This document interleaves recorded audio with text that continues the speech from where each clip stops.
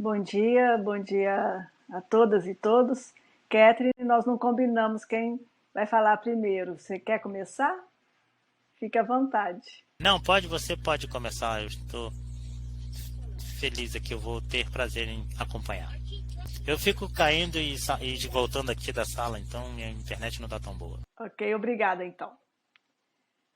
Bom, então rapidamente, acho que esse debate, eu gostaria primeiramente de situar que a discussão de carreira é uma discussão que, do meu ponto de vista, e não só do meu ponto de vista, de vários outros autores, sociólogos, é uma discussão que tem que ser colocada no contexto de reestruturação do sistema capitalista que nós passamos a vivenciar os países europeus, sobretudo a partir da década de 70, com a crise do sistema capitalista. E no Brasil, né, nós observamos isso e as práticas, né, que perpassam, né, essa reestruturação do sistema capitalista, sobretudo a partir da década de 90, com a reforma do Estado, né, as reformas neoliberais que passaram então a ser praticadas no nosso país. Então, se a gente pensar a noção de carreira, eu gostaria de trazer aqui uma definição que eu gosto muito, do Richard Sennett, que é um inglês, né, se eu não me engano. Ele parte da ideia de carreira, ele fala assim, a carreira para os ingleses, né, na língua inglesa, significa uma estrada para carruagens, né, e que acabou sendo aplicada no trabalho como um canal para atividades econômicas de alguém ao longo de uma vida. Ou seja, então, carreira é isso que eu tenho, por exemplo, como professora da minha universidade, que Lúcia tem, Fabiola, né? Mas que muitos não têm mais a partir, né, da instauração, vamos dizer assim, do que a gente conhece como capitalismo flexível, né? Ou seja, então é o que o Richard Sennett vai falar, ou seja, nós temos foi uma volta do sentido da palavra job, né, em inglês, né, que é blocos, né, então partes do trabalho.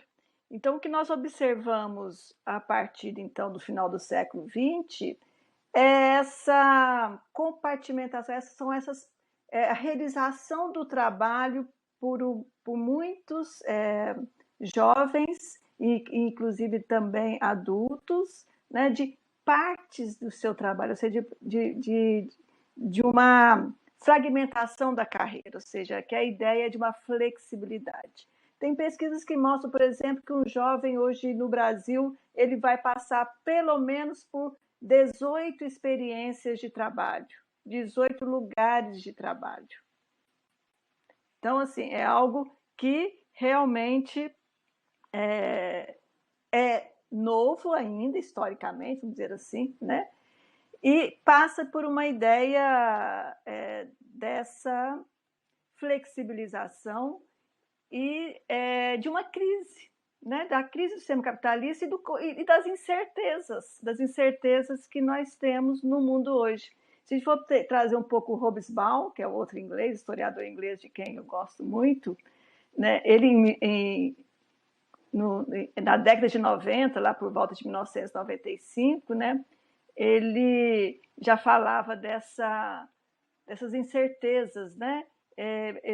Ele tem uma frase que eu gosto muito, que é que os velhos mapas e cartas que guiavam os seres humanos pela vida individual e coletiva não mais representam a paisagem na qual nos movemos, o mar em que navegamos, em que não sabemos aonde nos leva ou mesmo aonde deve nos levar a nossa viagem. Isso, no contexto ou seja, essa ideia que Hobsbawm poeticamente, né, apesar de trágico, nos traz, no contexto da pandemia, é algo que assim, acelerou de forma abrupta e eu gostaria então de entrar aqui, né, para falar de carreira, de trazer especificamente os dados que nós temos para o debate, né, que acho que é uma reflexão rápida apenas para o debate, que nós temos aqui para pensar a pós-graduação no Brasil. Né? Então, nós tivemos, primeiramente, é bom destacar que nós tivemos no Brasil, do final do século XX até 2015, um aumento significativo do número de mestres e doutores no nosso país, que é realmente consequência do aumento do número de programas de pós-graduação. Né? Nós tivemos cerca de 400% de aumento, né, do número de mestres e doutores. Nós saímos em 1996, de número de 714 programas de mestrado e doutorado, para, em 2015, 2.147. Ou seja, foi um aumento substancial que foi promovido, né, por um investimento na ciência que nós passamos a ter na época do governo Lula. Então, nós tivemos, vamos dizer assim, um boom, né? Nós tivemos, com todos os problemas, contradições desse período, não estou aqui omitindo isso, mas só não vou destacá-los porque não temos tempo para isso, mas foram criadas, né, universidades federais, nós tivemos, então, um salto muito grande na oferta, tanto no nível da graduação e, sobretudo, no nível da pós-graduação. Né? Então, nós tivemos... em resumo, nós tivemos assim, um investimento, né, na educação pública muito alta, e esse aumento exponencial hoje, né, é o contrário. Né? Hoje nós estamos vivendo uma diminuição tremenda da verba, dos recursos financeiros para as universidades federais no governo Bolsonaro. Então, houve uma redução de mais de 70% da verba destinada, ou seja, não é pouca coisa. Só neste ano de 2001, o Ministério da Educação bloqueou quase 3 bilhões na área da educação. Portanto, é um retrocesso enorme que nós estamos vivendo e que isso tem impacto na formação dos mestres e doutores no nosso país. Né? Então, só os números que mostram que nós temos no primeiro trimestre de 2019 e no primeiro trimestre de 2020, nós temos 43% de trabalhadores do ensino superior subutilizados. E nessa quantidade, 25% desses trabalhadores que estão subutilizados, na verdade, desempregados, 25% têm o título de doutor. Quando a gente olha para o número de mestres, 35% com o título de mestre estão desempregados no nosso país. E além esse desemprego, né, ou seja, a falta de condições de trabalho, vem gerando um fenômeno, né, que é conhecido como fuga de cérebros.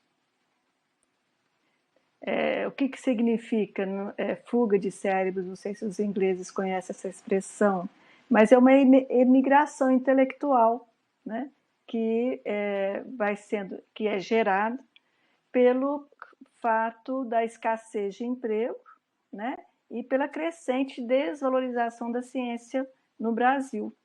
Então, nós sempre tivemos, vamos dizer assim, uma taxa pequena de fuga de cérebros, né, mas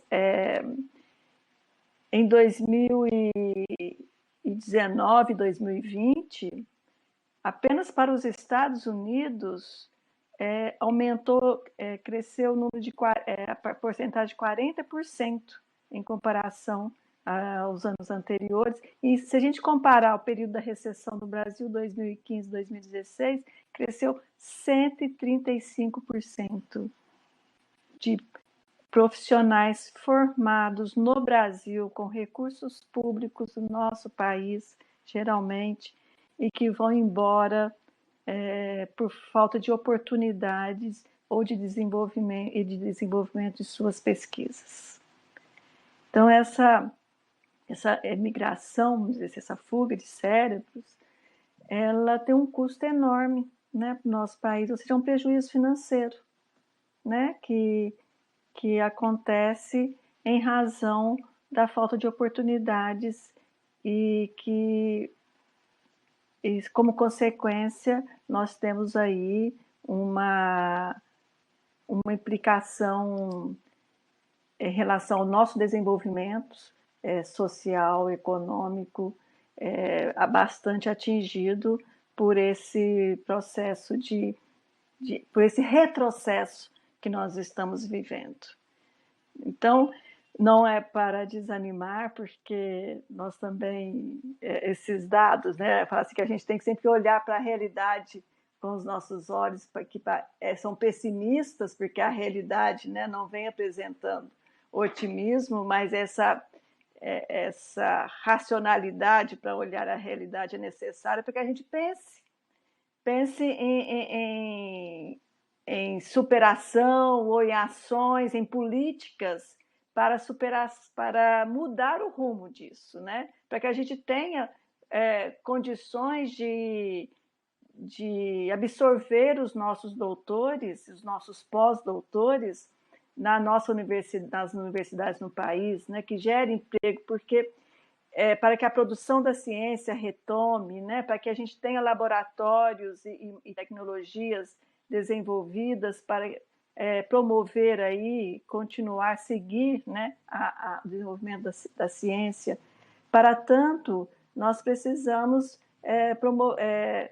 organização, né? Ou seja, resistência. Acho que nós temos várias associações, inclusive a Associação Nacional de Pós-Graduação, NPG, dos nossos estudantes, que vem fazendo um movimento bem interessante, né, de contestação e de resistência a essas políticas atuais de retrocesso.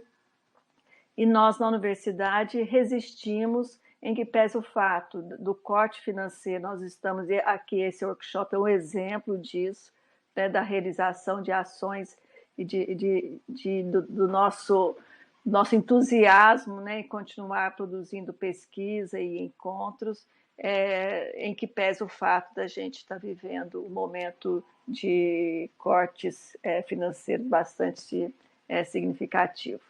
Bom, enfim, acho que nós temos aí mudanças em curso, que dependem de nós, claro, depende do nosso voto, né, para mudar esse governo, né, ou seja, para que a democracia seja restaurada e que a nossa participação possa garantir no campo da ciência, do conhecimento, né, produzir seguir no rumo de um desenvolvimento e na produção de carreiras mais sustentáveis, mais consolidadas, porque isso é fundamental para garantir a soberania de um país como o nosso, né? Garantir que a gente possa permanecer aqui, conseguir permanecer com os nossos doutores no nosso país. Tá? Então, eu passo a palavra para a Catherine e agradeço a atenção. Thank you, Eliza. Can everyone hear me? Yeah, thank you. Thank you so much for this conversation. And as you were talking, I've put in the blog as well, the chat rather, some information about the UK perspective, because if you're on Google and trying to search for some of this information, you seem to get different percentages depending on which website that you're looking at. I think it strikes me that there has been a lot of investment for PhD study, and this blog accounts for that. PhDs awarded by UK universities have been growing steadily, and it seems that, you know, there's got to be a lot more investment and a lot more recruited. 25,000 PhD students will be recruited by 2027. But I was also, in just preparing for this piece, looking very much at some of the reports in the media about the challenge for today's postgraduate students, the postdocs, early career researchers in the UK, who can experience very difficult career challenges and progression opportunities, and unfortunately, yes, low job security. And I think there is a lot to be said about the lack of ways in which universities can provide sustainable careers for our early career researchers who are on temporary contracts, and working very hard and trying to promote themselves, and yet living in quite precarious ways in terms of job opportunities and job security. And I think it is our responsibility to be honest all along the way of the PhD with supporting our doctorate students to really try and make the best of their opportunities. And I know many do, you know, and will try and do lots of things to support their CV, whether that is perhaps being able to be involved in live projects, to be able to get involved in some teaching responsibilities that they can do, but also very much to be developing their researcher skills, so that when they're at the stage of looking for employment, you know, they can really try and showcase everything that they've been doing. So it's hard work, because doing a PhD itself is hard work, but all these additional things to, you know, ensure that you can be a well-rounded researcher on completing a PhD is also important. I was thinking back to my PhD experience. I know we started off thinking about our own career development, and I did my PhD as a member of staff. I was already teaching. And I remember being told by my supervisors that I always had to be thinking of my postdoc career. I had to have that trajectory in mind. And I think I found that difficult, because my PhD at the time was all encompassing. And I couldn't see beyond getting the PhD. But I think this is important for us to emphasize with our PGRs, our postgrad researchers, about, you know, gaining this experience along the way and taking opportunities where you can. And then even when I got my PhD, I was applying for a lot of jobs, and I wanted to be in research. I knew that. We know in the UK that the statistics show only around 40% of postdocs will get work in education. I mean, these, again, I don't know how reliable these websites are. We have to look at Leavers data, and Leavers data often doesn't account for doctorate level. It's more around undergrad and postgrad. So we miss some data about destinations of our doctorate graduates. But I think, you know, I remember taking a job and it wasn't in my field. It wasn't directly related, but I took it because I needed to. And I think it's about those opportunities too. You know, it was very challenging for me to have to become an early career researcher in not completely unrelated field, but certainly I felt very challenged and uncertain. But I did keep in touch with a lot of my discipline and contacts. I kept my networks going, even though I was sort of going in another direction. And I think if I look back on my career, I've tried to take opportunities when doors have been open, but that's meant my CV is quite varied, which in some ways is a good thing. But I haven't kept a very blinkered route, because I've not had the opportunity to go down a route that always linked to what I was researching, if you see what I mean. So I think it's about having to take some risk, certainly. But I appreciate we're in different times. And I know as well, I was just reading a paper about how COVID has really impacted postdoc researchers' studies. You know, for all of us, it's hampered our ability to conduct further study and to discuss research ideas and share work. So I think, you know, COVID's not helped career prospects. I think there's a lot to be said about trying to think about career planning and exploring options, you know, beyond your immediate field. You know, exploring doctorate offerings, you know, in places you might not be thinking of, and non-academic roles. And certainly with the routes that we offer for PhDs now, there's definitely routes for professional staff, you know, in industry, outside of education. So I don't know if this is useful at all. It's just a different take. But I would like to open up to other colleagues to come in with their thoughts at this time. Catherine, for opening up with those conversations. I think it's very important for us to discuss career development as part of this workshop, because the conversations are grounded in very practical discussions around supporting people that we have said may be in precarious, vulnerable circumstances. So it's a lot easier to get funding for projects in, you know, medicine and science than it is for us in social sciences in general. And as someone said yesterday, because we are militant researchers, our work affects society in very political ways, isn't it? We are talking about policy development, we're talking about educational policy, social policy, health policies, and so on and so forth.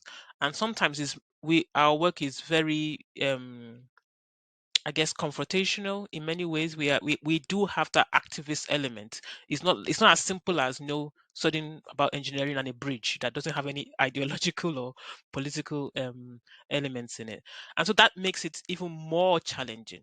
And I think for our ECRs, we want to hear from people who have done it. Look at like Eliza, Catherine. I've explained to you the challenges, the complexities. I know that in Brazil, Lucia works really hard to give people opportunities to write with us, and you know, that's one of the reasons why we are here, to write together so that you can contribute to your publication lists, work with each other, don't be on your own. I think it's quite important. I have learned that, and I write with everybody: Gary, Catherine, Lucia, Tanya. We write together to ensure that we have that collaborative practice. That's important because we can research across transnational boundaries and contribute to the kind of social policy that we envisage. So part of that resisting that Catherine and Eliza spoke about is really around our academic practice and how we weave that with our social and political practice as well. Yeah, so I just wanted to make sure that there are avenues. Let's talk about that, and how we navigate those avenues are very important. Thank you so much. Eu queria dizer que estou muito animada com essa história, dessa conversa. Então, eu queria colocar alguns elementos, né, que eu fiquei aqui pensando, ouvindo todas vocês. Primeiro, a Elisa nos deu uma muito boa cutucada. Quer dizer, desenvolvimento de carreira. É preciso pensar do que mesmo nós estamos falando. A dimensão ideológica presente na discussão, né? O processo de exploração, eu pensar o trabalho dentro de um contexto de uma sociedade capitalista, e no caso do Brasil, capitalismo periférico. É pensar, né, o contexto de desemprego estrutural e é pensar também as diferentes formas, né, com que esse emprego hoje se coloca àqueles que conseguem acessá-lo. Precarização e perda de direitos. historicamente conquistados pela classe trabalhadora. E aí fiquei pensando, né, o discurso oficial é a carreira como um caminho em busca do sucesso. Isso, e a gente esquece que, em verdade, o nosso sonho de consumo é vender nossa força de trabalho para sermos explorados. É isso que todos nós fazemos. Mas nós esquecemos da dimensão de classe. É muito tranquilo, por exemplo, para mim, falar que vim de uma família de classe média, que não precisei trabalhar, que não precisei de fazer outras coisas, simplesmente estudei. Veja, o simplesmente estudar é uma condição para poucos, muito poucos. Quando a gente olha o contexto da pós-graduação e da graduação, a gente vê, né, um perfil cada vez mais tendo que dedicar parte da sua jornada ao trabalho, a formas de sobrevivência. E aí eu fiquei me perguntando, mas também não podemos ser tão pessimistas assim, né, Lúcia? Afinal, se o sonho de consumo é vender, né, a minha força de trabalho para ser explorada, e é isso todos nós que temos, né, Elisa? O nosso emprego é isso, eu estou vendendo a minha força de trabalho para ser explorada. Se isso é verdade, então como é que nós vamos nos virar nos 30 nessa hora? Porque a Catherine falou e a Elisa também, dizendo que podemos só ficar no contexto do pessimismo. Então vamos lá, alternativas. Eu tenho uma recomendação no alto de 35 anos brincando dessas coisas. Eu acho que uma sugestão para o jovem é estar vinculado, articular-se a grupos de pesquisa. Porque essa é uma possibilidade, de manter-se no debate, 2, de pensar muitas chances e alternativas que vão sendo apresentadas. Então, essa possibilidade de participação em redes de pesquisa, grupos de pesquisa, ela se coloca como uma possibilidade de eu enfrentar esses tempos obtusos. E esses tempos obtusos, a gente precisa ter a certeza de que com muita luta, a Edna escreveu alguma coisa nesse sentido, com muita luta, com muita resistência, com muita batalha, amanhã há de ser outro dia, já dizia a música brasileira. Nós temos que acreditar que isso vai passar. Isso precisa passar. Então, assim, que a gente possa sonhar para além da possibilidade de sermos explorados. Mas que o trabalho seja aquilo que, no seu princípio, devia ser um espaço de realização humana. Obrigada. Ei, bom dia, bom dia. Acho que esse debate foi bem instigante, a Lúcia instigou mais, né? E aí eu queria trazer nesse ponto, acho que a Elisa falou um pouco, e eu queria colocar essa questão do estudante, né? Como que fica.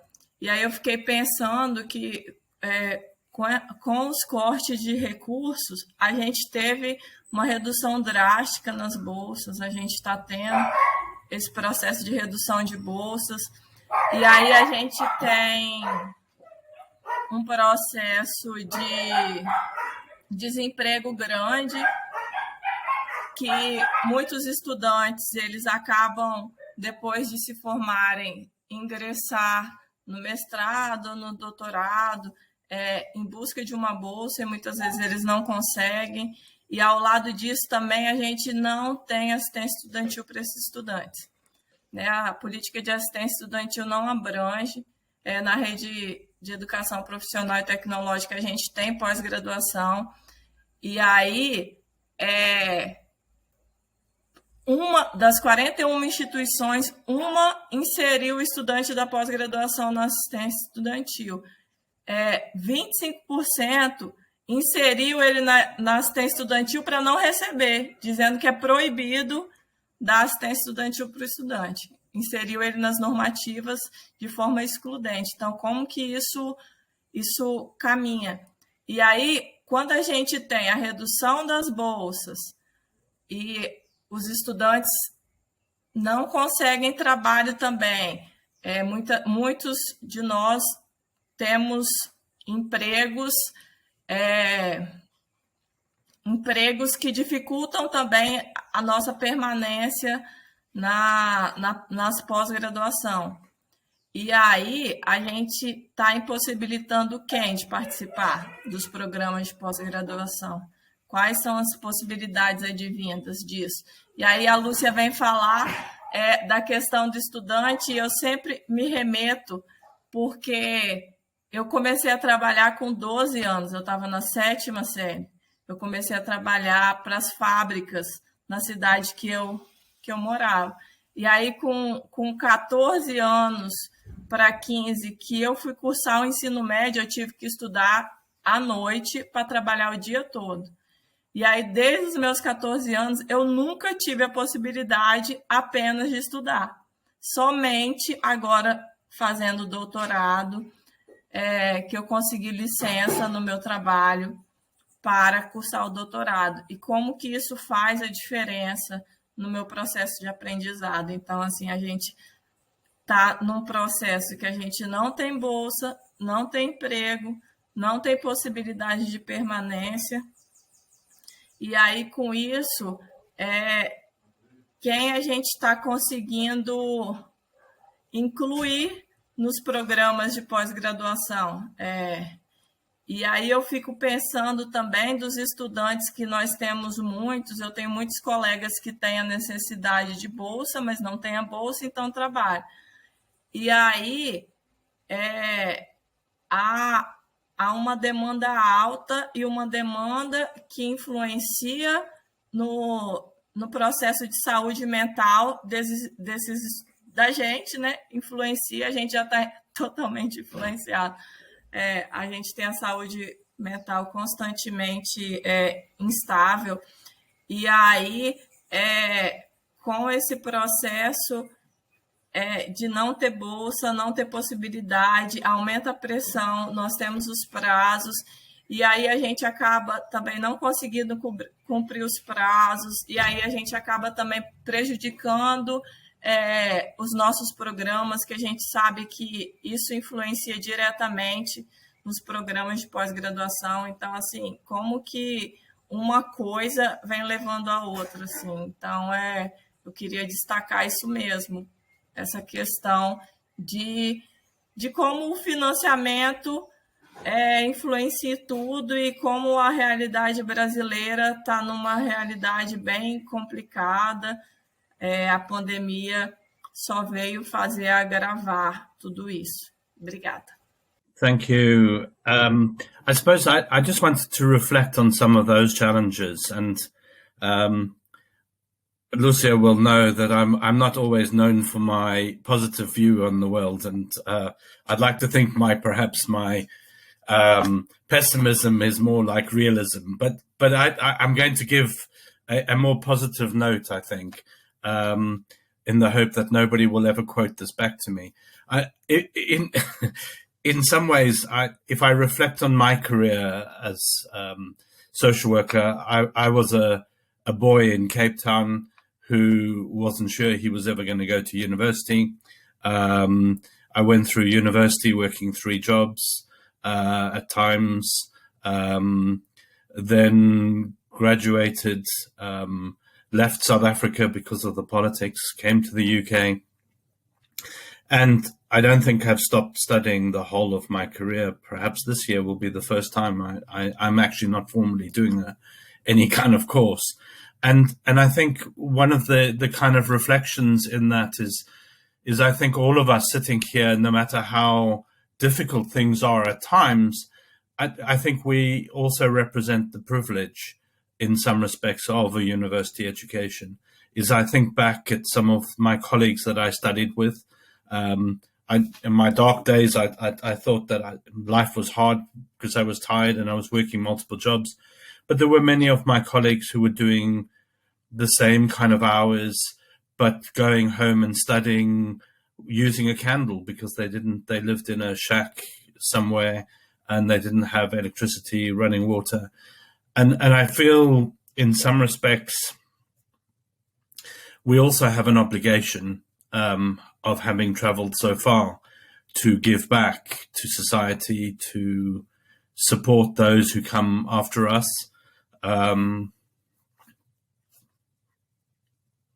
And I suppose in terms of these options, I sit back and I remember 14 years ago when I had all that hair, waiting in a hotel restaurant for Lucia.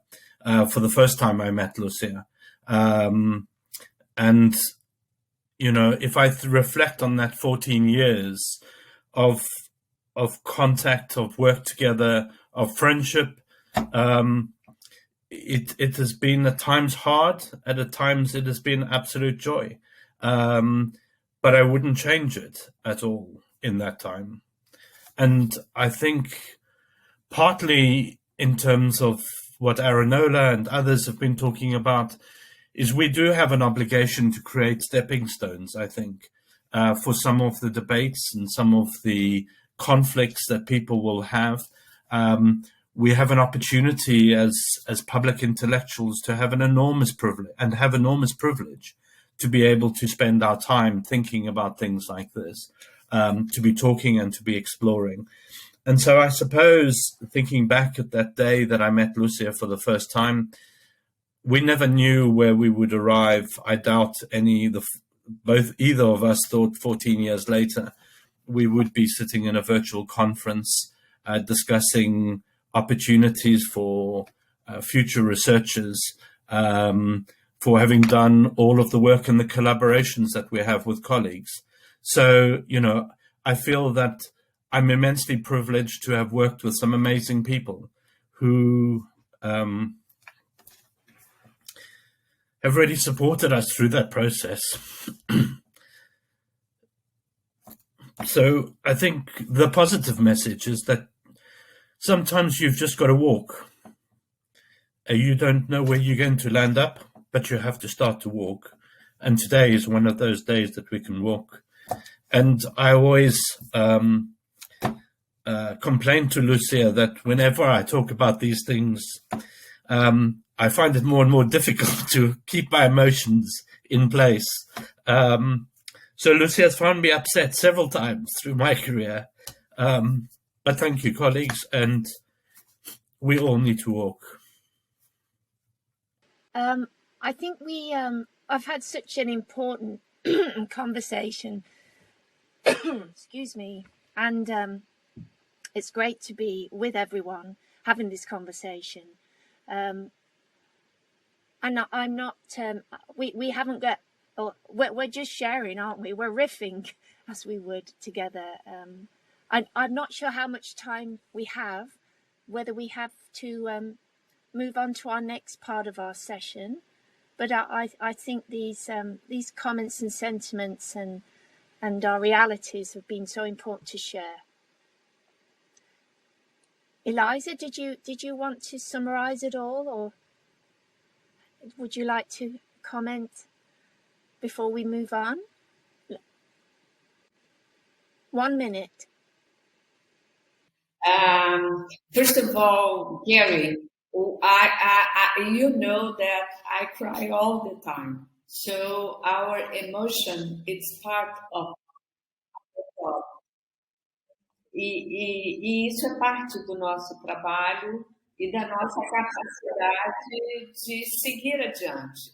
Então, eu queria lembrar, só para vocês entenderem, a imagem que o Gary estava se referindo no início da fala dele, é que ele muito gentilmente me colocou para trabalhar com uma colega que também falava a língua portuguesa, porque ele imaginou que seria a melhor coisa a fazer, melhor do que trabalhar com alguém que falasse uma outra língua.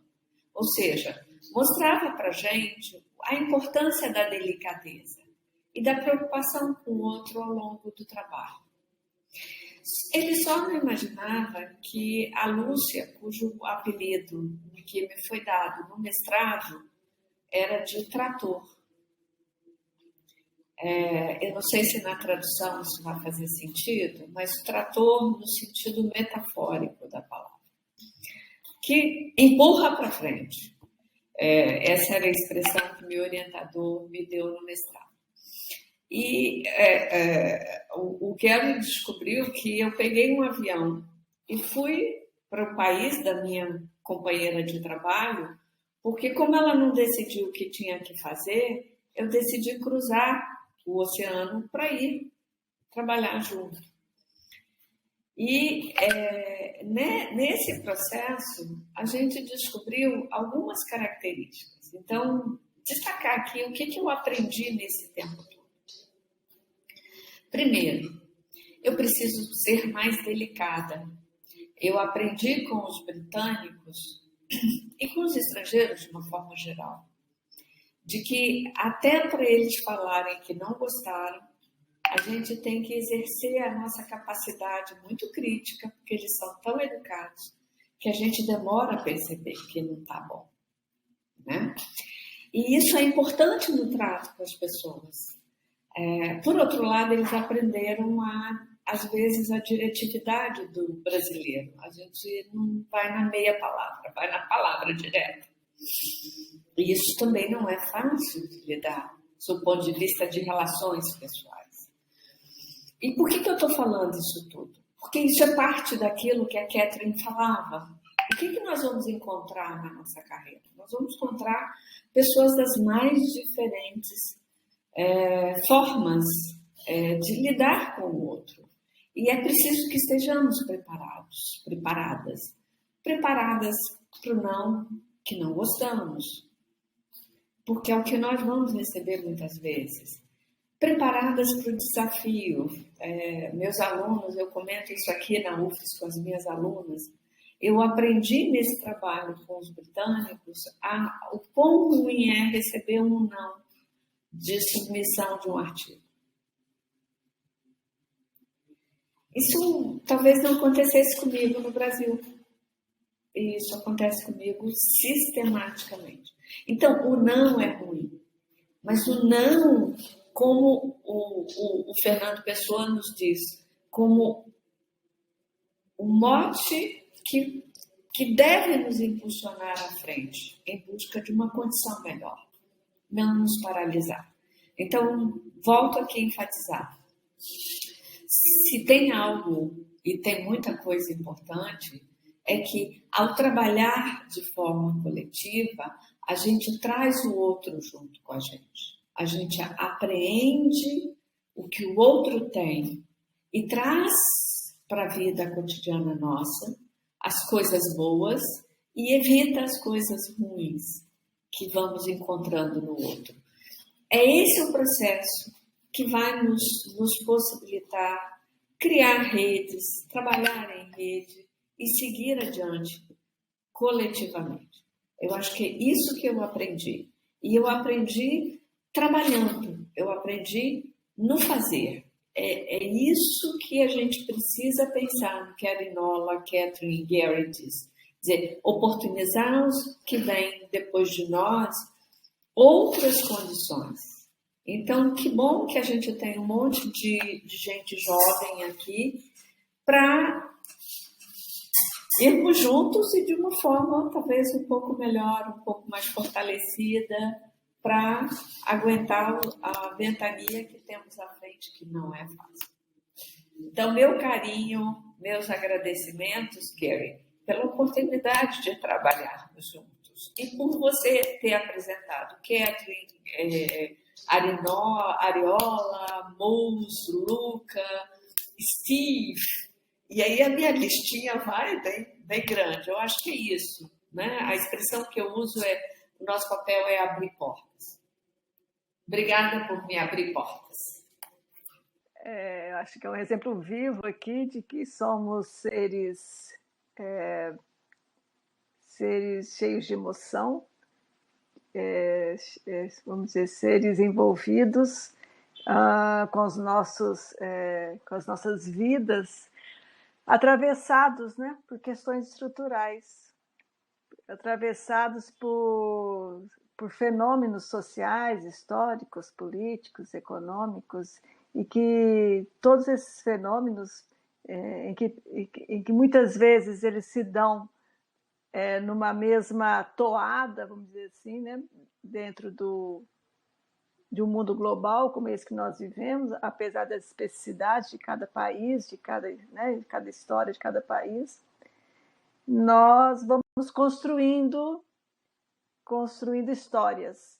E acho que o exemplo daqui por Gary, Lúcia, Catherine, é que é muito melhor isso quando é feito no coletivo, né? Que isso é muito mais gostoso, vamos dizer assim, né? Prazeroso, que a gente construa a nossa carreira, ou mesmo que não seja uma carreira, que sejam jobs, ou seja, partes, considerando que muitos provável pode não conseguirem ter uma carreira longa, né? Um percurso longo em um mesmo trabalho, né? Mas que isso seja feito coletivo. E acho que a participação em grupos de pesquisa assegura, vamos dizer assim, essa organicidade, né? Esse vínculo que é fundamental, e o coletivo, né? E é nesse coletivo que a gente consegue expressar o que somos, o que queremos, né? E a nossa luta, né? Então, viva nós, né? Viva a ciência, e obrigada por esse excelente debate.